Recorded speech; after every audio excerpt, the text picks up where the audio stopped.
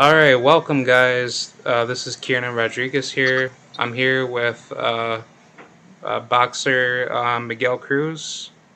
Um, yep. We're going to be talking about his boxing career.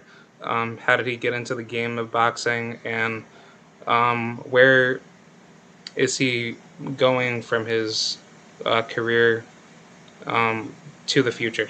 All right, so tell me a little bit about yourself and how'd you get into the sport of boxing?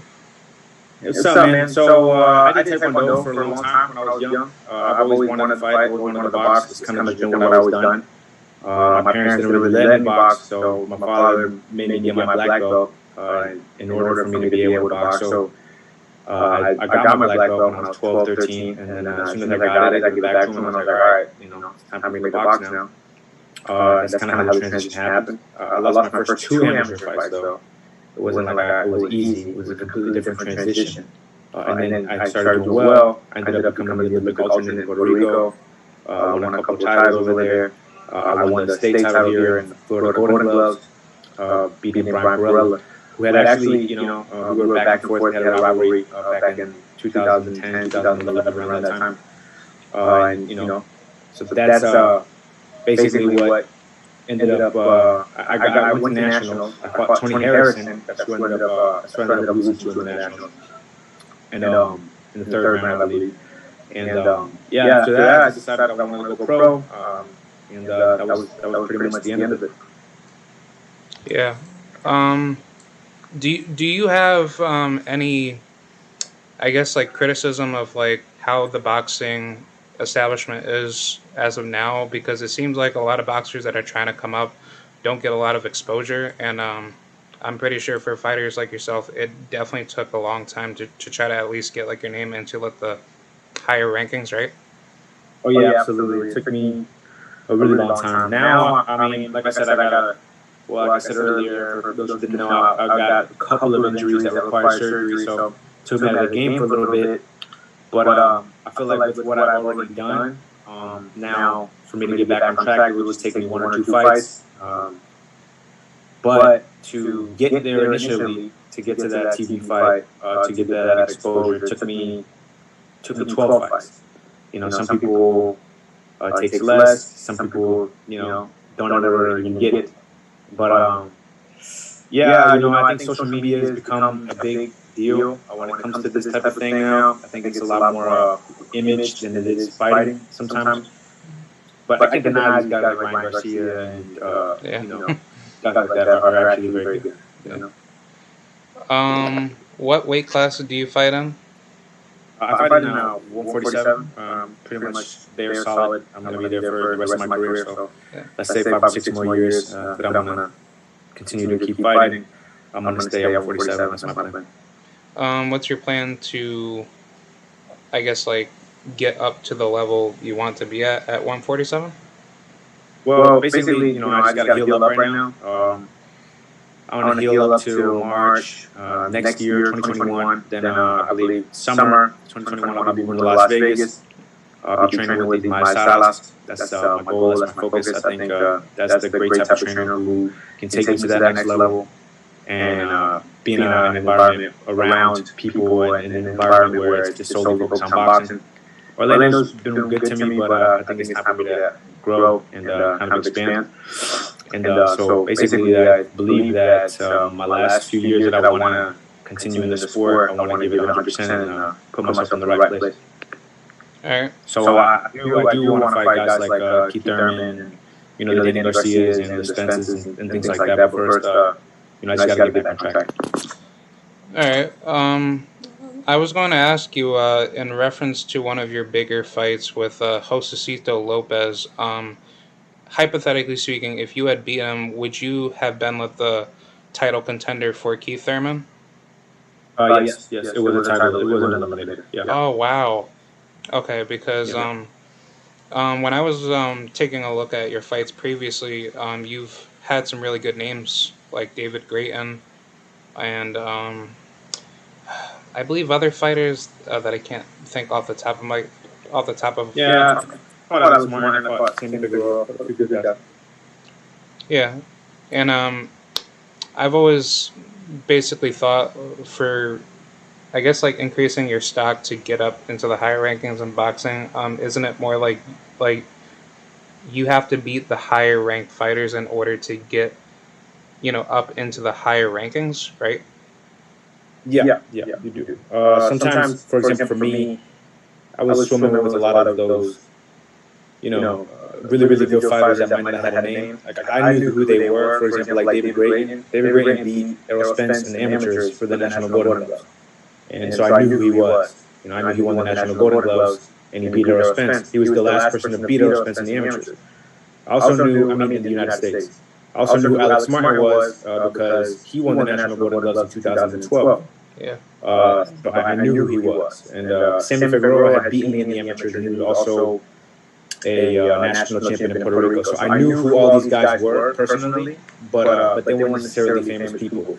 I knew that they were really good fighters, but they weren't. We were kind of all signed by the same promoter, and we were just kind of fighting to kind of stick our neck out, basically, to see who was the bigger dog within us.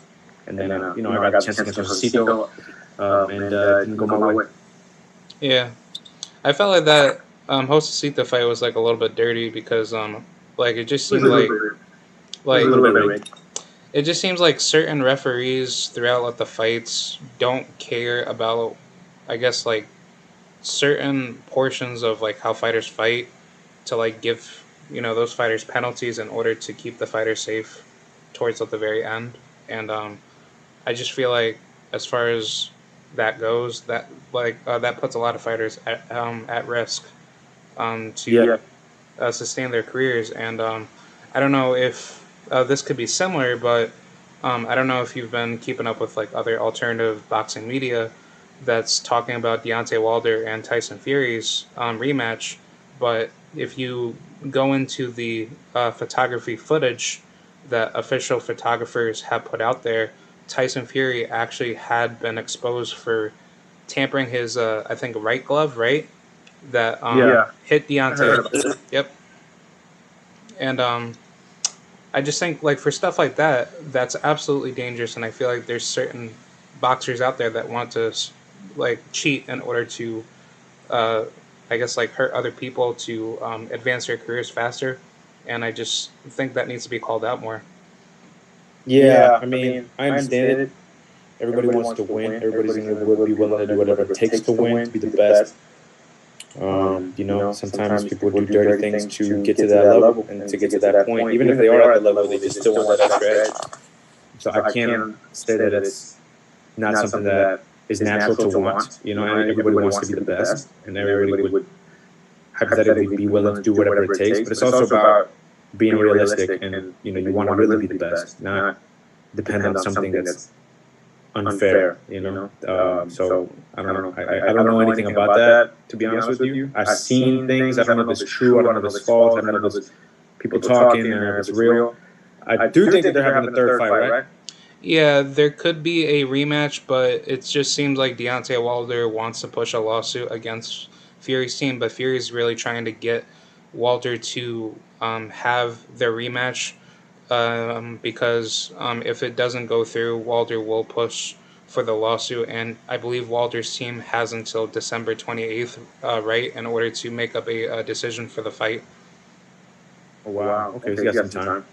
Yeah, so Wilder, he's basically trying to, I would say, at least wait it out and see what happens. But if there is a rematch, I think Wilder is definitely going to knock Tyson Fury out because if you take a look at this one other boxer, Nicholas Asbury, he spoke with another YouTuber that interviewed him, and he trained at Tyson Fury's fight camp and exposed the equipment that Tyson Fury was tampering to basically try to like perfect his cheating, right?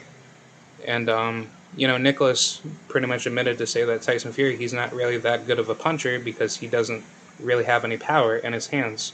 So, Nick basically said that if Wilder like had a fair playing field against Tyson Fury, he's going to knock him out. And I actually believe that because I believe guys that have natural talent in boxing, they're going to utilize their skills in order to win, to win the fight. And I just Do think you think do you think his gloves were tampered with in the first fight? I mean, from the very first perspective, no. But when I actually looked into the fight, it seemed like when Tyson Fury got knocked down by, I think, round 8 or round 9, right? Correct me. Um, I know he got knocked down twice, but I'm not quite sure. yeah, yeah. But if you look at that knockdown, Tyson was hurt, but he was trying to cover up his glove that was not, I guess, positioned correctly, because it seemed like his knuckle was actually showing out of his glove, which I think that's illegal in boxing. Correct me, right? Not quite. I mean, Yeah, I don't I would know. assume legal. I mean, I've never done that. It's never happened to me. But basically, um, I just wanted to basically point out that his glove didn't look normal as like any other fighter's glove would look like in a fight, and that just kind of gave me some question marks. Yeah, I could understand that. I mean, I would personally like to sit there. I'd like to get rid of all this controversy and see who really was the best. Which I mean, I think is fair. I don't know anything about that Tyson Fury drama, but that sounds like something that needs to be solved with their fight. Yeah. I also wanted to ask, what do you think about, I guess, like the fighters for your division that are trying to set up these big mega fights, and how would you, I guess, like envision your career path to go after these bigger names for your weight class, right? Yeah. So I mean, when I get back in the summer, I want to do, I would say, 2 tune-ups.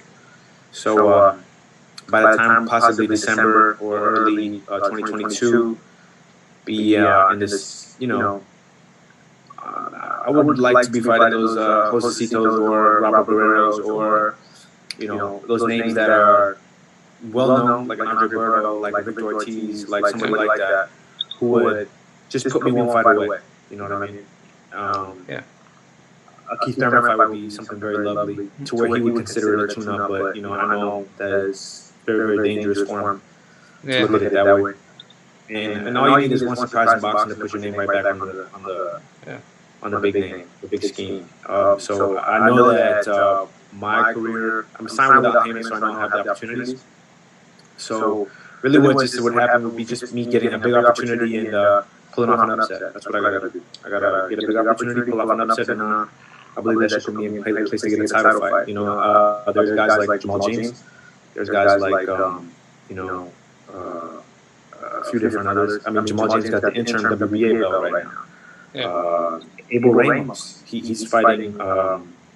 What's his name? He's fighting Jordanis Ugas for the world title. Ugas. Yeah, that's gonna be a crazy fight. Yeah, but Abel Ramos isn't somebody who I couldn't beat at all. That's somebody who I can absolutely beat. That's somebody who I would beat. So I mean, I just gotta be patient. These injuries kind of push me back a little bit, and I'm sitting inside watching. But that's basically what I would do. Even Brian Perella, that's who Abel Ramos beat to get the world title fight. So it's not like, and I beat Perella in the amateurs. So it's not. Yeah. It's not like it's that far away from me. I just got to get back in the ring. I just got to get a couple tune-ups and then put myself back in position. But right now, I kind of got to stay quiet, sit on the sidelines, and watch everything unfold. Yep. But I mean, there's a lot of names there that I know I just have to beat one of them. One of them one time, and then it puts me right back where I belong. And all of those guys that I mentioned before, like Perella, Abel Ramos, Jamal James, those are all serious contenders. So I mean, I just believe that I'm right there. I believe when I go to Las Vegas and I'm training, I'm going to actually be training with Jordanis Ugas, which is going to be fun, and Verdejo. So we're going to be sparring each other, and I'm excited to learn a lot from those guys. Yeah. I was going to ask you about one of your bigger fights that got turned down, I believe, with Andre Berto, and I believe that he injured himself before the fight, right? Yes, he did. Yep. He did. He tore his bicep week of the fight. Yeah. Which kind of sucked. I was really ready for that fight. And then a month later, I was getting ready to fight Francisco Santana. Oh yeah. And then I injured, so then I got hurt, and I kind of just had bad luck ever since. So now I'm just kind of just, like I said, sitting on the sidelines, just waiting for my time. I'm just healing right now. So I got about, I would say 6 months left on this whole healing process for me to be fully ready to go back to training camp and train. Yeah. And by summer to, between summer and fall, I'll be definitely fighting again. Oh And yeah. then hopefully get 2 or 3 fights in 2021, and then 2022, that should be my breakout year. That's when I'll be fighting for the belts, and that's when I'll be fighting for, I'm gunning for Keith Thurman. That's what I've always been gunning for. So Yeah. hopefully that fight can happen. Yeah, because I was going to say I think the current title holders is Errol Spence, Terrence Crawford, and I believe Manny Pacquiao, right? Yeah, those are the 3. So right now we'll see with Errol Spence how that fight goes. I don't know if he's going to hold on to those titles with that accident. Yeah. And the inactivity. And I like Danny Garcia's chances in that fight, just with all the everything that's been going on. You know what I mean? Like, it's not like he's fighting an active Errol Spence. It's not like he's fighting a Spence that just got off of beating somebody. He's fighting a Spence that just got out of a really bad accident. Yeah. That might be the same, might not be the same. So we got a lot of things to find out. There's a lot of questions to be asked. Danny Garcia looked really sharp in his last fight, so we'll see. I don't know if Danny Garcia's got the power to end him, but I think he'll do a lot better than what people think. So I'm putting money on him, but we'll see. Just because the odds are really good. Yeah. So we'll see. I think he's got a great chance. Yeah, nice. I'd like to see him win, but it just really just depends on Spence. The Spence that was before would beat Danny Garcia, but we don't know if that Spence still exists. We still got a lot of questions that need to be answered. Yeah, once you get older and your body, starts to, I guess, like weaken more, you don't know what the odds will be after you get into any crisis accident or physical change. Yeah. I mean, he's only 30. He's not an old man. Yeah. He's in his prime, technically. Prime But, time.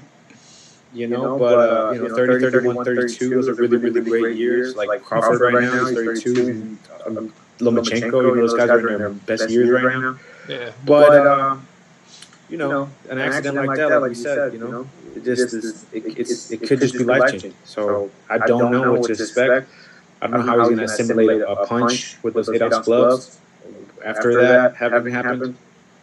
I don't know, man. I don't know. It's a really interesting fight. It's intriguing because of that reason. So I'm excited for it. I like Danny Garcia a lot. He's a cool dude.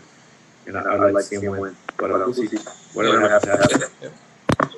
I was going to ask, in reference to any rivals that you've had, do you still have any at this point? What do you mean by that? Like, do you have any rivals that may stand in your way for your career that you want to, I guess, like settle business with for your weight class, right? I would love to fight Necesito again. Yeah. I would love that, but I don't know if he's going to be around by the time I'm back. So it would just all depend on, he's getting older and things like that. It would kind of just depend on him. I know I'll be there within the next 2 years. I'll be up there. Yeah. But I don't know. Within the next 2 years, this motherfucker's going to be 39. So I don't know when we're going to cross paths. If we're going to cross paths, I would love for that.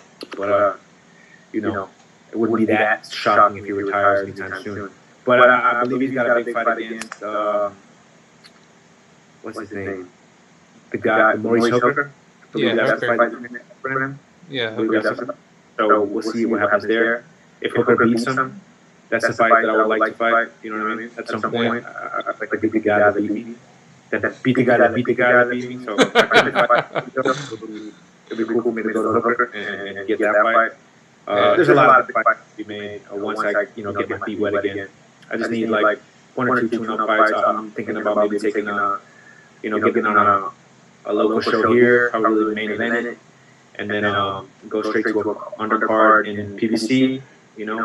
Probably fight some. I'm not gonna say bumps because there's no such thing. No. But guys with not the biggest names, not the best records, and kind of put myself back in a position to where I get that call for Andre Berto, where I get that call for Jamal James is one that I really want. Jamal James. That's what I honestly really want. And I know he's not the biggest name, which is kind of like the bummer on that. But he's got something that I want, and it's that belt. But Victor Ortiz, somebody who I'd love to fight. That'd be a good fight. Robert Barrow, or somebody that I would love to fight. Let's see for rematch, obviously. All those guys. There's a lot of people within the weight class that I think I could do well against. Even the guy who just beat Devin Alexander and Devin Alexander himself. Yeah. Those two guys, Devin Alexander and whatever his name is, the Russian guy. Sergey. This is another fight, but it wasn't him. Yep, Sergey Levinovs. Sorry. Yeah, it was somebody like that. Yeah.